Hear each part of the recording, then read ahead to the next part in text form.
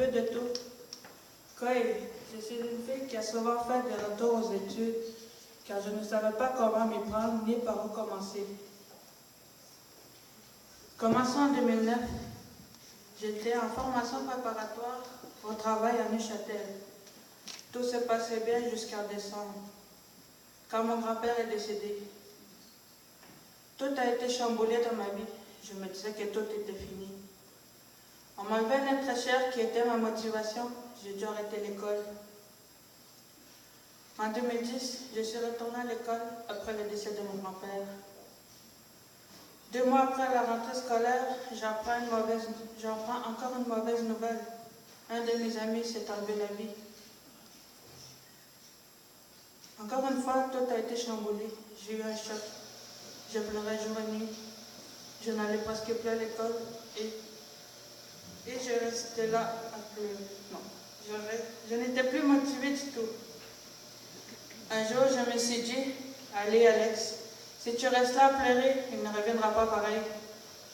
Alors j'ai décidé d'aller à l'école. Mais comme toujours, j'ai lâché l'école peu après et je suis retournée dans ma communauté à ne rien faire de mes journées. Une année passée et finie, je me suis dit, retourne encore aux études, continue ce que tu as commencé. Alors je suis allée m'inscrire dans ma communauté. J'ai fait ma rentrée au mois de septembre. J'ai suivi seulement quelques cours et je suis partie sur une dérape d'alcool. Ma mère m'a souvent parlé d'arrêter de consommer. Moi, je ne l'écoutais pas. Mais je les ai déçus. C'est alors que je me suis dit, allez, va t'aider. L'alcool ne te donnera pas un diplôme ni rien. J'ai demandé de l'aide à ma mère et à des intervenants pour aller en thérapie, pour m'aider à me retrouver.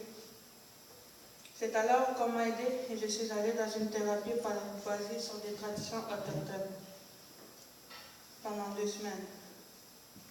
Par la suite, je suis retournée dans ma communauté toute fraîche comme un bébé, toute fière de cet accomplissement. Rendue dans ma communauté, ma plus grande peur était de me faire influencer.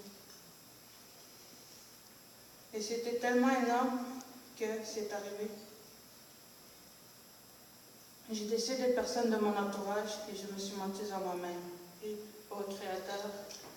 Car cette promesse était destinée non seulement à moi, mais à lui aussi.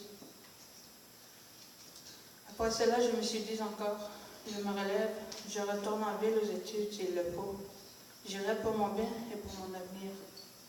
Et me voilà aujourd'hui au CDFM de Wendake. Je n'ai pas abandonné et pour moi c'est une grande libération.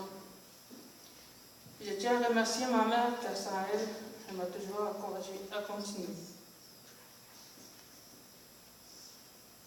Maintenant, je vais vous parler d'un cours suivi au CDFM qui touche mes valeurs. C'est le cours d'art d'Autochtones contemporain qui durait 2 semaines.